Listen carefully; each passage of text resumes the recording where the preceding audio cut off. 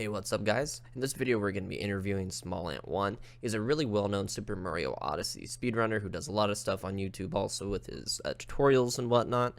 Now this interview itself I probably could have done better. It was the first time I ever interviewed someone, so I was sort of nervous. I really didn't know what to expect. But I decided I'm going to go ahead and I'm going to keep this video just due to the fact I don't want to bug him again, and he gave some really good information on this. So let's go ahead and let's get right to it.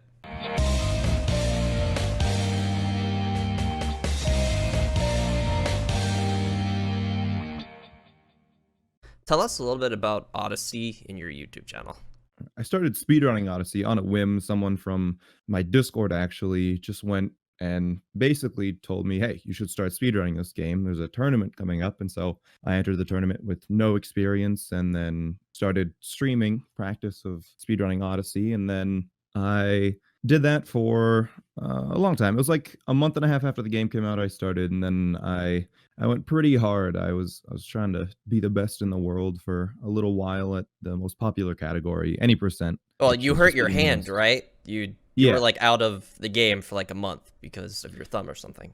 yeah, and I ended up going so hard that I ended up injuring myself. I ended up basically causing both of my thumbs to have some repetitive strain injury, and so I ended up taking 6 months off of just video games in general and had to Oh, it stop was the six stream. months. Good Lord. Okay. Yeah, it was around 6 months, and during those 6 months, to keep active in the community, I figured I would start uploading stuff to my YouTube channel mostly. It was, I started off with just tutorials and helping people improve at the game and speedrunning tutorials in general. If you look at my YouTube, you'll see every single video for the first, like, I think 6 to 8 months is just tutorial videos, and, that got me up to, I think, like 2,000 subscribers on YouTube because the videos did really well. I put a lot of Mm-hmm. time into them and they were needed, so people watched them. There was a demand for them. So that's how I got started, at least. If you want me to go further than that, I can if you want.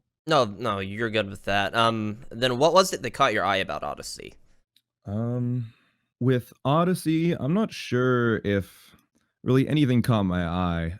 I was in a spot at that point in time where I didn't have anything to put my time into, and my personality, when I do stuff, I like to go like 100%. I don't put 50% into one thing, 50% into another. I go 100% at that one thing, and at that moment in time, I didn't really have anything, and so Odyssey, I started that and I enjoyed it enough that I figured, you know what, I'm gonna really try at this. So it wasn't that I think Odyssey stood out, it was just that it was just at the right time and I didn't really have anything else to do, so I figured why not?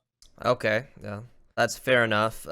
So whenever you stream on Twitch, do you feel like speedruns pull in more viewers than if you were trying to go through and do something casually?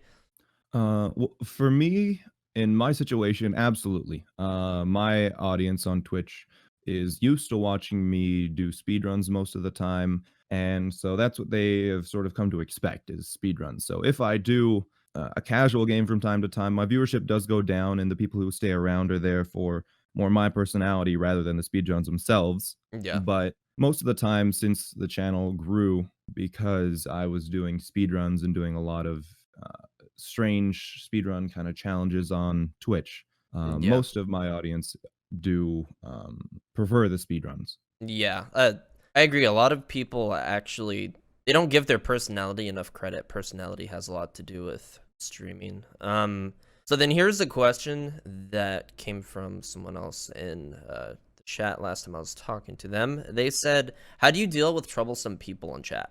The best thing that I can say is hmm, I think my community, I'm pretty lucky with who comes by my chat and who is just around. And I think a large part of that is how you behave is your chat will reflect uh your own personality. So Yeah. on stream, I try to be as positive and as positive and as welcoming as possible, which is pretty much how I am in real life for the most part, but it reflects in the Twitch chat where pretty much everyone is exactly the same. Occasionally there is someone that is breaking the rules or is being just annoying, and generally you give them a warning, don't let it affect you, and if they keep breaking the rules, you just get rid of them, ban them. You can't let it affect you too much. It's all just about like taking it in stride. And if they're gonna break the rules, they're not gonna be there. Yeah, that's some good advice. So now we're gonna be getting into some questions about YouTube slash Twitch. So do you think that success on YouTube and or Twitch requires luck? Explain your answer, if possible. We need a 30-page essay, actually. Excellent. I've got one right here. One second. Let me just grab the papers. All right. I think what is that quote? The mechanical keyboard. Is that a blue switch? Yes. No, it's a random old Razor Black Widow. Oh, okay. I like the quote, luck is the combination of preparation and opportunity. Yeah, yeah, that makes sense because I mean, it obviously wasn't entirely luck for you because you put a damn lot of effort into all of your Oh YouTube yeah. videos and stuff. So I would think if when it comes to you at least that luck wasn't as big of a factor for you. Mhm. You're sort of you started from the ground up and you're able to get everything from there. Yeah, the way that I saw it was that I had slowly built up a YouTube channel and a small audience. I started off with the tutorials on YouTube Hmm. and then gradually branched out to some more general speedrunning content that appeals to a wider audience. So, I think at a certain point, I noticed something with certain videos that did better than others. That there was a big audience for just general like challenge gaming challenges. There are a lot of people that do that, but not in the way that I was kind of doing them on Twitch. And so I saw that opportunity and I was pretty much ready to do them. And so once I noticed that those were going to do well, I started doing those half because I saw the opportunity there and half just because I really enjoyed doing them. So it just worked out in the end doing something that I really enjoyed and it was something that Hmm. people wanted to see. Oh yeah, the playing blindfolded and letting the chat play for you or tell you where you're at. That was impressive and fun to watch.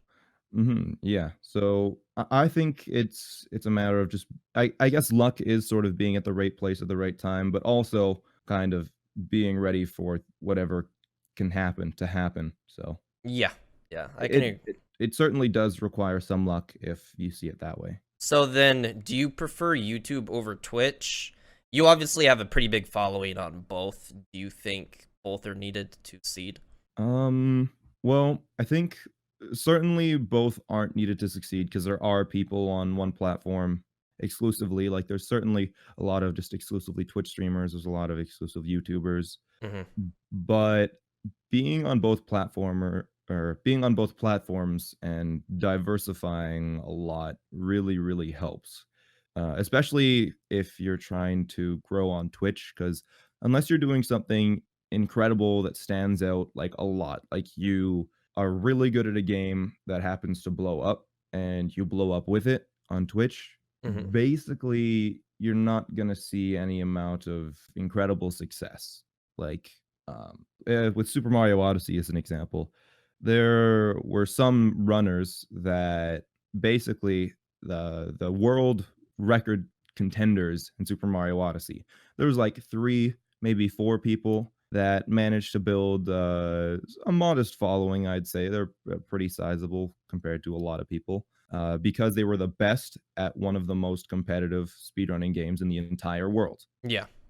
Unless you're going to be someone like that, it's almost necessary to bring people in from another platform. Now, with YouTube, I think YouTube, you definitely can grow by yourself just on YouTube, but it's scary being on a single platform. And with like YouTube's policies, you never know. Like one day you might just get hit by that demonetization. So Yeah, it's and that was actually the next thing that I was going to talk about when it comes to YouTube. I was going to say, I mean, there are so many people that are like preaching, oh, demonetization and the adpocalypse and stuff like that. Do you think that that's going to eventually hit gaming channels?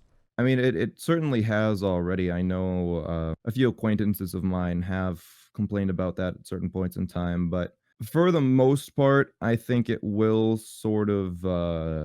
It seems like it's starting to sort itself out. Like it was a lot. The adpocalypse was a lot. You heard a lot more about it in the past because they were working on it more in the past, and now it's getting to the point where YouTube systems are getting better and you have to worry about it less, but you still need to Yeah. like know your content and make sure that it's sort of suitable to the widest audience possible because Yeah. that's what advertisers are looking for. And if your content isn't suitable for advertisers, then you're not going to make money on it. So, yeah, like specific stuff that I do is I do swear occasionally in real life. I'm a normal person. I feel like, Of course. um, but like on Twitch, just because a lot of the time I do feel it's unnecessary, and if it's going to go up to YouTube, it's definitely better not to swear than it's Yeah. rated for a wider audience if there's no cursing in it. So I do actively try not to curse on Twitch just because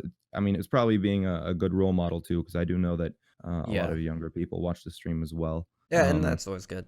It's so really demonetization is an issue if you're not careful, but I feel like if you're careful about it and don't obviously don't do anything too crazy controversial, you probably won't have any issues. Yeah, that makes sense. So then, do you have any suggestions for people that are just starting off? Do you think that they should both just go YouTube and Twitch, or go a little bit half and half? I would say if starting a Twitch or a YouTube channel with the intent of having it be your job is not a good idea. I think almost everyone who has it as their job would agree with that. Just because it is a lot of that sort of preparation plus opportunity that I see. So when I started, I was doing it for fun, doing it because I wanted to do it. I wasn't doing it for my job. Yeah. And then a situation came along while I was doing that that I noticed, okay, maybe I could make this my job. I saw the opportunity there and I was prepared because I was doing it for fun already. So I just put in a little bit more effort at that point in time and then it came naturally. But if you enjoy Twitch and YouTube and it's something that you find fun and not something that you think you have to do, then I would say, yeah, do it. And then if an opportunity comes along that you have gotten comfortable enough on the Twitch and YouTube space that you feel you could make your job out of it, then yeah, why not? Yeah, that's true. Sometimes it sort of ends up coming to this point where you want something to be your job, but then if you end up doing it too much, or you enjoy doing something, but then it becomes your job, then you hate doing it because then you feel like you have to do it. That was always one thing that really messed with me when it came Mhm. to doing that. So then the last question is just where can people find you after we're finished here? I know obviously you have YouTube, you have a Twitch, Twitter, anything like that. Yeah, I'm on Twitch. I stream every weekday, 1 p.m. Pacific time. I'm on YouTube. I have uploads usually like twice a week. I try to keep them up and just on all the dumb gaming stuff that I do, which is Hmm. always fun. But yeah, on Twitter as well. All small ant one right now, and of course Discord. So join the Discord. It's in the link to pretty much all of the videos. So Okay. find me there. All right, then. I suppose another question that sort of gets tacked onto that. Do you ever live stream on YouTube, or do you think YouTube live streaming is sort of dead and it's just all about Twitch? I mean, some people do stream on YouTube and find success. Personally, I prefer Twitch just because I built my audience on Twitch and like pretty much my community is all watches on Twitch and I feel like if Okay. I streamed on YouTube it would be worse. Personally, I think live streaming on Twitch is better just because they have better policies regarding revenue and they have a lot more to offer, I suppose. Okay. So Yeah, live that's fair enough. live streaming is more suited to Twitch. Yeah. Yeah, I've also noticed it seemed like the bit rate was a little awkward on YouTube to stream. But all right, though, I'm going to call it at this. Thanks for answering all my questions. I greatly appreciate that, and hopefully this video will be able to help other people that are first starting off.